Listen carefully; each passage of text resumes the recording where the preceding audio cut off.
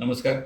दरवर्षी काही भागामध्ये पिण्याच्या पाण्याची टंचाई निर्माण होते आणि त्याच्यावर उपाययोजना म्हणून शासनाच्या वतीनं काही उपाययोजना राबवल्या जातात. त्याच्यामध्ये विहीर खोलीकरण असेल, योजनांची दुरुस्ती असेल किंवा शेवटचा पर्याय म्हणून आपण टँकरद्वारे पाणी पुरवठा करतो.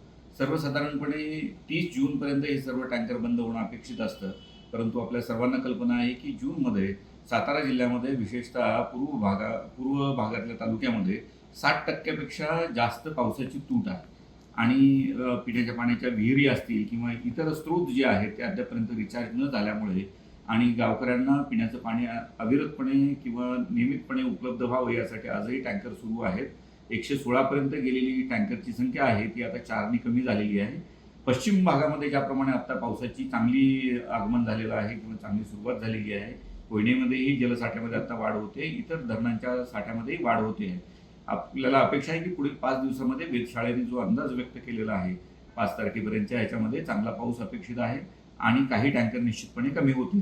जसे स्रोत बळकट होतील किंवा पाणी पुरवठा सुरू होईल त्याप्रमाणे टँकर आपले कमी होतील.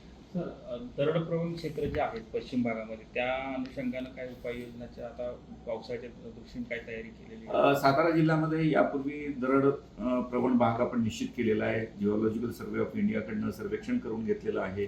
काही गावामध्ये आपण पुनर्वसनासाठी घरकुलं बांधून घेतलेली आहेत. त्या ठिकाणी गावकऱ्यांनी शिफ्ट करण्याची कारवाई चालू आहे.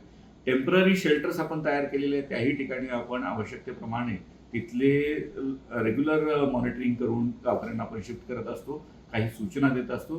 निश्चितपणे याही वेळेस ती दक्षता प्रशासनाकडून घेतली जाईल.